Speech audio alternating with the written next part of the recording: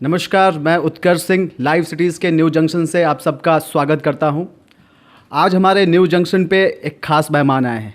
ख़ास इसलिए क्योंकि इन्होंने काफ़ी बेसिक से उठ के काफ़ी ऊपर तक गए और काफ़ी ज़्यादा बिहार का पूरे देश में और पूरे विश्व में नाम किया है। हम बात कर रहे हैं बिहार के झाझा जमुई के रहने वाले नवीन प्रकाश की, जिन्होंने हाल ही में बिग बॉस में अपनी एंट्री से लोगों का दिल जीता और काफ़ी दिनों तक वहाँ रहकर सबकी प्रशंसा भी बटोरी। नवीन, आपका बहुत बहुत स्वागत है हमारे न्यू जंक्शन में। आप अपने बारे में थोड़ा लोगों को बताइए, कैसे आपकी शुरुआत हुई, कैसे आप बिग बॉस तक पहुँचे। जी नमस्कार उत्कर्ष जी, और मैं इस चैनल देखने वालों को सबको नमस्कार करता हूँ। जी मैं तो बस क्या है कि दिल्ली में रहता था, आपको पता ही है बिहार से क्या होता है, बिहार में अपॉर्चुनिटीज़ कम होती है। तो लोग क्या करते हैं कि यहाँ से बस उठ के चले जाते हैं। तो बस उसी तरीके से हम भी एक उठ के चले गए। लोग यहाँ से मजदूर बन के उठ के जाते हैं, मैं थोड़ा छात्र बन के गया था। तो दिल्ली में गया और तैयारी कर रहा था। तैयारी करने के दौरान फिर मैं थोड़ा पढ़ाना शुरू कर दिया था, क्योंकि बेसिक प्रॉब्लम होती है, घर से पैसे मिलने बंद हो जाते हैं। तो आप सबसे अच्छा काम क्या करते हो? पढ़ाने का सबसे अच्छा काम होता है, रिस्पेक्टेबल जॉब है। तो बस पढ़ाना शुरू किया था। उसी पढ़ाने के क्रम में थोड़ा हम क्या होता है ना, आप लोग जब समझदार होते हो तो आप समझ जाते हो कि आपके साथ पॉलिटिशियन क्या पॉलिटिक्स कर रहे हैं।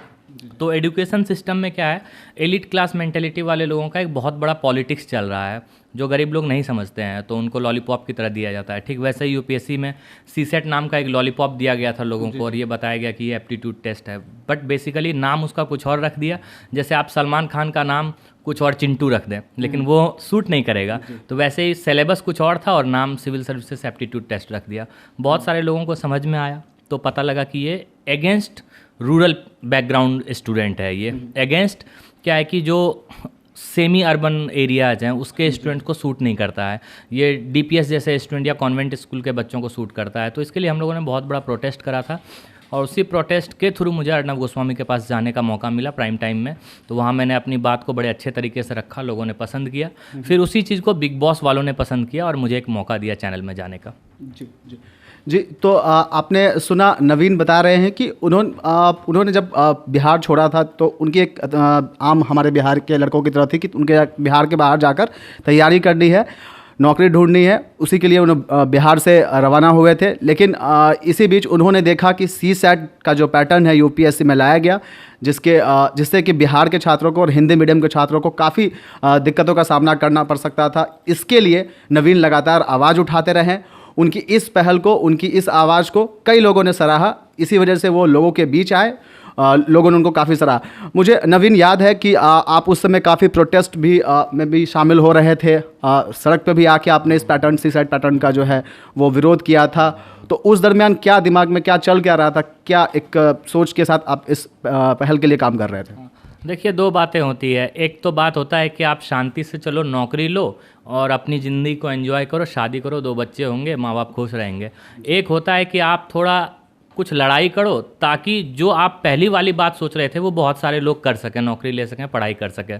तो मैंने दूसरा वाला रास्ता चुना। मैंने सोचा कि चलो मैं लड़ाई करता हूँ, बहुत सारे लोग लड़ाई कर रहे हैं, उसमें हम शामिल हो जाते हैं, तो बहुत बड़े स्तर पर लोगों को फ़ायदा होगा। अगर उस दिन मैं ये सोचता कि मुझे इस साल अटेम्प्ट देना है, जॉब करना है, मैं खुद का जो कमा रहा हूँ वो रुक जाएगा, तो शायद ये पैटर्न नहीं हटता और इतने बड़े मीडियम के बच्चों को, इतने बड़े क्षेत्र के बच्चों को फ़ायदा नहीं पहुँच पाता। और ये बेसिकली हिंदी के प्रो या इंग्लिश के अगेंस्ट नहीं था, ये बेसिकली उन सारे जगहों के, जैसे तमिलनाडु, तेलंगाना, तेलुगु, ये जो सारे लोग हैं आपके कर्नाटका के लोग हैं, मलयाली बोलने वाले लोग हैं, ये सारे लोग के जो रूरल बैकग्राउंड के बच्चे हैं वो भी इंग्लिश में कंफर्टेबल नहीं है।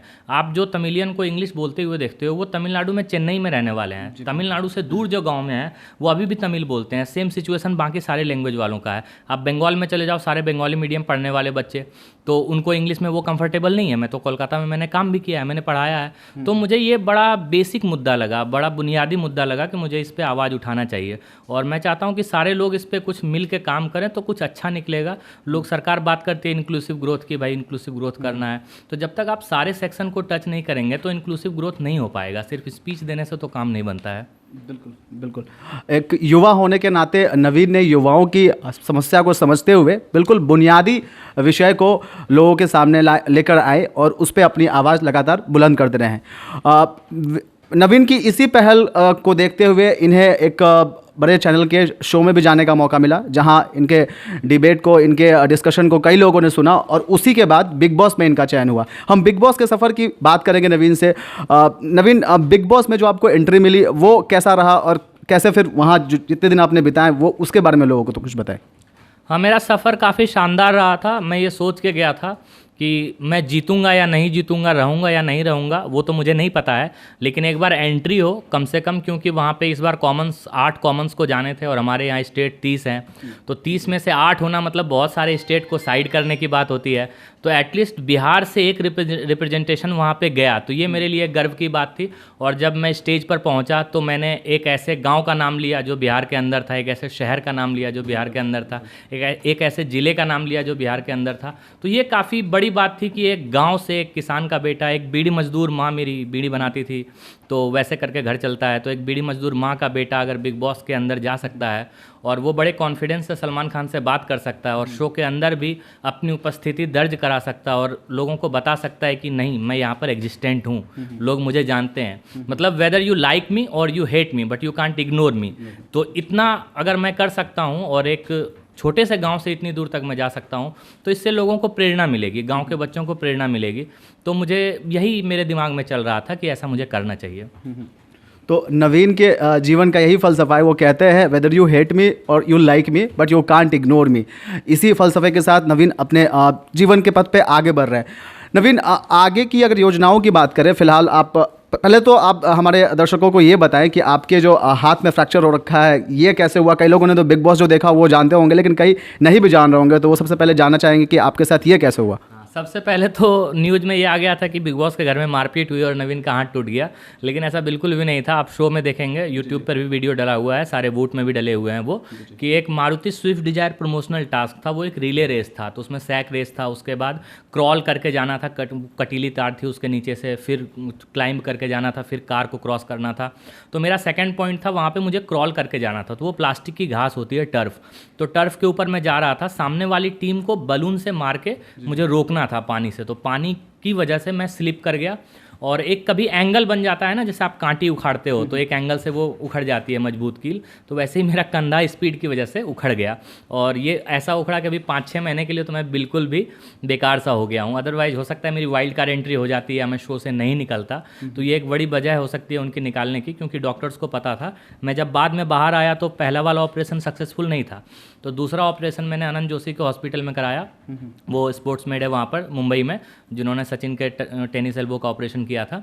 तो वो सारी चीज़ों का मतलब ये प्रॉब्लम रहा, तो काफ़ी बड़ा इंजरी हो गया। मैंने भी पहले नहीं सोचा था इतना बड़ा इंजरी होगा, तो अभी तक देखिए मैं इसको लटका के घूम रहा हूँ, बिल्कुल एक टूटे हुए सेलिब्रिटी की तरह। अरे वाह, घर में कितने दिन रहे आप? घर में मैं 12-15 दिन, तो 12 दिन रहा हूँ घर में, 12 डेज़।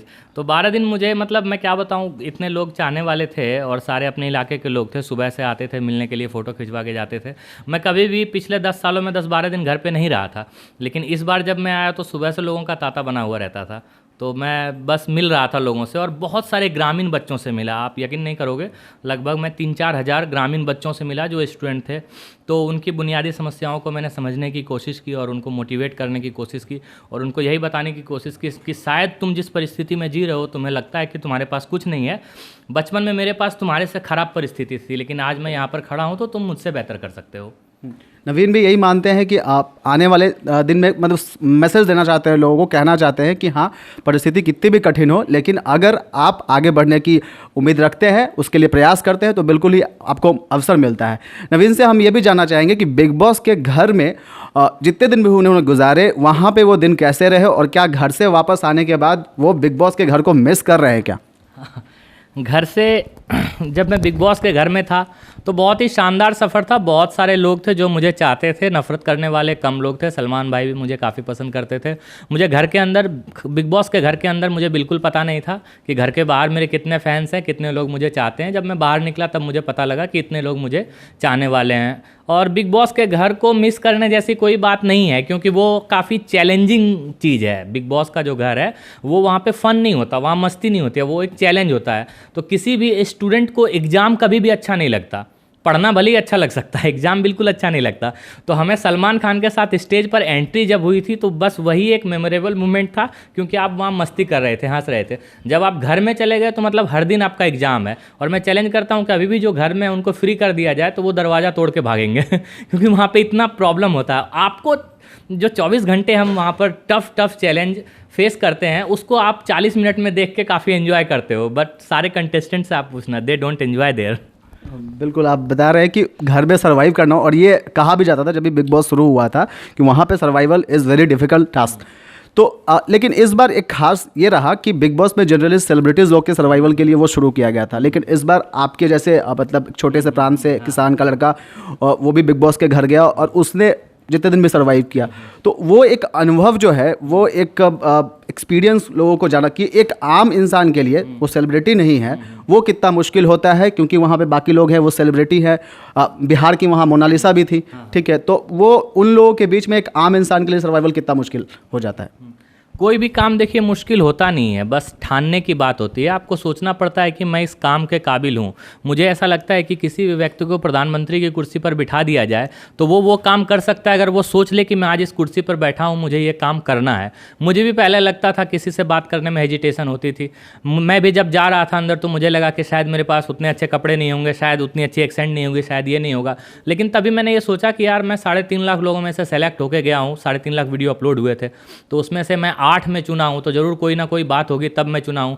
और बॉलीवुड में सारे अगर सेलिब्रिटीज़ की हम काउंटिंग करें तो भी वो 3.5 लाख नहीं होते हैं। तो यानी कि वो हमसे कम कंपटीशन में आए हैं और हम ज़्यादा कंपटीशन फेस करके आए हैं, तो शायद हम उन सेलिब्रिटीज़ से ज़्यादा टैलेंटेड हैं, भले ही हमें लोग पहचानते नहीं हैं।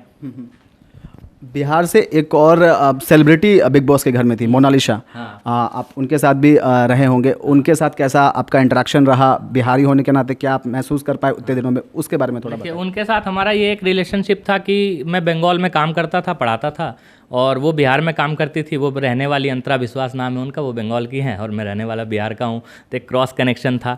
और मतलब उनके बारे में पता चला कि वो भोजपुरी एक्ट्रेस हैं, और भोजपुरी इंडस्ट्री को लोग बहुत अच्छी नज़र से नहीं देखते हैं, क्योंकि बहुत सारे गाने जो हैं वो सेमी पोर्नोग्राफी टाइप के होते हैं। तो हम भी कुछ ऐसा ही उनके बारे में सोचते थे, लेकिन मुझे बाद में ये जाके पता चला कि काम अलग चीज़ होती है और इंसान अलग चीज़ होते हैं। तो अंदर से वो जो इंसान है मोनालिसा, वो अंदर से इतनी खूबसूरत है। चेहरे को तो मैं देखता नहीं, क्योंकि मैं उनको बड़ी बहन बताया था, हमेशा शो में भी बताया, भाई के सामने भी बताया। तो वो अंदर से, अगर मैं मतलब उनको बड़ी बहन बना लिया तो आप समझ सकते हो वो अंदर से कितनी खूबसूरत इंसान है। सबका ख्याल रखना, खाने का ख्याल रखना, मतलब चिंता करना कि आप क्यों डिप्रेशन में हो, ये सारी चीज़ें। और उनके पास ना शातिरपना नहीं है, वो बिल्कुल भी शातिर नहीं है, उनको कोई भी ऐसा चीज़ समझ में नहीं आता। तो मुझे ऐसा लगता है आप किसी भी सेलिब्रिटी से मिलो तो वो शायद आपको टाइम नहीं देंगे, लेकिन आप मोना जी से मिलो तो वो आपको बहुत टाइम देंगे, बात करेंगे आपसे और बड़े अच्छे से बुनियादी बातें करेंगे। और वो भी काफ़ी नीचे से मतलब ऊपर उठ के आई हैं, और लगभग 100 से ज़्यादा फिल्में उन्होंने की है। तो अभी तक 8 सेलिब्रिटीज़ में सबसे ज़्यादा बड़ा कद फिल्मों के मामले में उन्हीं का था, लेकिन nature wise down to earth personality भी उन्हीं की थी। तो मतलब उन्होंने मेरा दिल जीत लिया, और निकलते दिन भी मुझे दुख हो रहा था कि मैं जा रहा हूँ। और जब मैं जा रहा था तो आप देखे होंगे मैं सर पे हाथ रख रहा था, क्यों मेरे साथ इनकी एंट्री हुई। लेकिन जब भाई ने एग्जिट के दिन पूछा कि आप सबसे ज़्यादा करीब किनके थे, तो मैंने बोला कि मेरी बहन मोनालिसा। जी बिल्कुल। नवीन का कहना है कि हाँ, बिहार से एक और सेलिब्रिटी जो बिग बॉस के घर में थी, मोनालिसा, उनके ये काफ़ी करीब रहे, बड़ी बहन मानते थे, और घर से निकलने के समय में इन्हें काफ़ी दुख हो रहा था। अभी क्या लगता है नवीन, कौन जीतेगा बिग बॉस? देखिए ऐसा है, जब मैं निकला था तो मुझे लग रहा था गौरव और बानी जीतेंगे, तो मैंने उसमें इंटरव्यू में कहा था। लेकिन सीन क्या है बिग बॉस का, अभी जब मैं एज अ व्यूअर देख रहा हूँ, पहले तो मैं एज अ कंटेस्टेंट था तो अंदर की बात अलग थी, तो अभी बाकी सारी चीज़ों को देखते हुए मुझे लग रहा है कि आप कुछ भी प्रिडिक्ट नहीं कर सकते हैं, क्योंकि जो जीत है वो कई सारे फैक्टर्स पर डिपेंड करता है। तो और उन सारे फैक्टर्स को हम आपसे मीडिया में डिस्कस भी नहीं कर सकते हैं, तो इसीलिए मैं किसी एक का नाम नहीं ले पाऊंगा। आपका फेवरेट कौन? हाँ, जो मेरे दिल की चाहत है तो वो मनवीर मेरा बहुत ही अच्छा दोस्त था और बहुत अच्छा जा रहा है, वो जीते। और टास्क को परफॉर्म करने में लोपामुद्रा का कोई जवाब नहीं है। घर के अंदर उसने शायद मेरे बाद सबसे अच्छा उन्होंने बेटर परफॉर्म किया था। मैं जितने दिन था टास्क में मैंने बहुत अच्छे से परफॉर्म किया था, और अनफॉर्चुनेटली मेरा हाथ निकला, अदरवाइज मैं टास्क के बल पर बहुत आगे जाता। तो लोपामुद्रा ने काफ़ी अच्छा परफॉर्म किया है, तो ये दोनों मेरे हिसाब से डिजर्विंग कैंडिडेट हैं। जब नवीन आप अपने बिग बॉस के लिए एंट्री की थी, लोगों को ये पता था कि आप पेशे से टीचर हैं और आप सीसैट के लिए लगातार जो विरोध करते रहे। तो टीचिंग का जो प्रोफेशन है वो कहाँ है अभी अभी क्या कर रहे हैं आप उसके बारे में? टीचिंग का जो प्रोफेशन है वो अभी हाथ टूटने क्योंकि ये राइट हैंड ही टूट गया है, तो मतलब ये एक्चुअली टूटा भी नहीं है, शोल्डर निकल गया है, तो 3-4 महीने लगेंगे मुझे सीधा ऐसे मतलब मार्कर उठाने में, तो इसमें प्रॉब्लम हो रही है। इस वजह से थोड़ा टीचिंग मेरा प्रॉब्लम में जा रहा है। अदरवाइज़ मैं लगातार स्टूडेंट से कांटेक्ट में हूँ, बात कर रहा हूँ, गाइड कर रहा हूँ, चीज़ें बता रहा हूँ, लेकिन बोर्ड पर खड़ा होने में थोड़ा सा अभी प्रॉब्लम होगा, लेक्चर देने में। और होता क्या है ना, स्टूडेंट्स आर वेरी सेल्फिश, वो आपको जितना पसंद करते हैं उतना ही आपको नापसंद करेंगे। तो मैं नहीं चाहता हूँ कि मैं फिजिकली और मेंटली जब तक फिट ना रहूँ तो मैं क्लास में नहीं जाऊँ। तो इस वजह से थोड़ा हाथ ठीक हो जाए तो फिर मैं क्लास में जाऊंगा और कोई और भी काम करूंगा मैं, लेकिन ज़िंदगी के किसी भी मोड़ तक जब तक मैं खड़ा हूं टीचिंग को नहीं छोड़ूंगा। भले मैं हफ्ते में 1 दिन पढ़ाऊं, महीने में 1 दिन पढ़ाऊं, क्योंकि ये ना अफीम के नशे की तरह होता है। अगर आप किसी को पढ़ाते और कोई बैठ के आपको सुनता है जो खुद पढ़ा लिखा है तो ये आपको लगेगा कि बिल्कुल ये नशे की तरह है, तो ये नशा नहीं उतरेगा मेरा।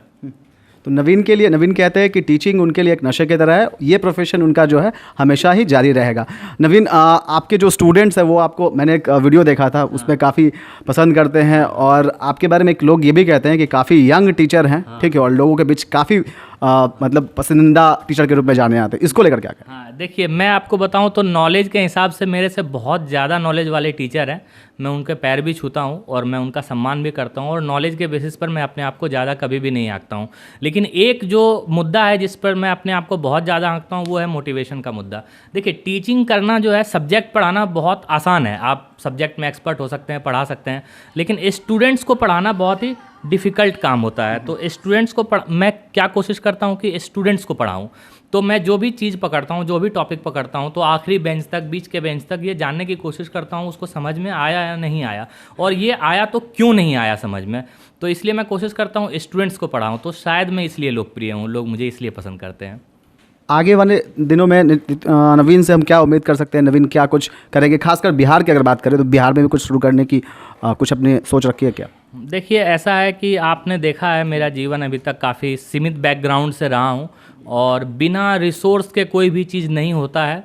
और अभी तो जैसे मैं बिग बॉस से आया तो मैं विनर बन के तो आया नहीं, तो ऐसा कुछ रिसोर्स मेरे पास आया नहीं। हाँ, अगर कहीं से कोई सपोर्ट मिला, समर्थन मिला, अगर ये संघर्ष का जीवन चलता रहा तो जैसे अभी तक संघर्ष किया हूँ वैसे ही चलता रहेगा, लेकिन कहीं से अगर सपोर्ट और समर्थन मिलता है तो मैं कोशिश करूँगा कि रूरल बैकग्राउंड के बच्चों को कुछ ना कुछ मोटिवेट करूँ। और कई सारे ऑप्शंस हैं, उन सारे ऑप्शंस पर, जैसे हमारे यहाँ पेरेंट्स की एक मानसिकता है ना कि वो या तो बैंक की नौकरी करवाएंगे या आईएएस बनाएंगे या कुछ ऐसे करेंगे, 3-4 चीज़ें हैं, लेकिन उसके अलावा कई सारे ऑप्शन हैं जिनके बारे में पेरेंट्स में ना अवेयरनेस नहीं है। तो बेसिकली एक एजुकेशनल अवेयरनेस की बहुत ज़्यादा ज़रूरत है बिहार में।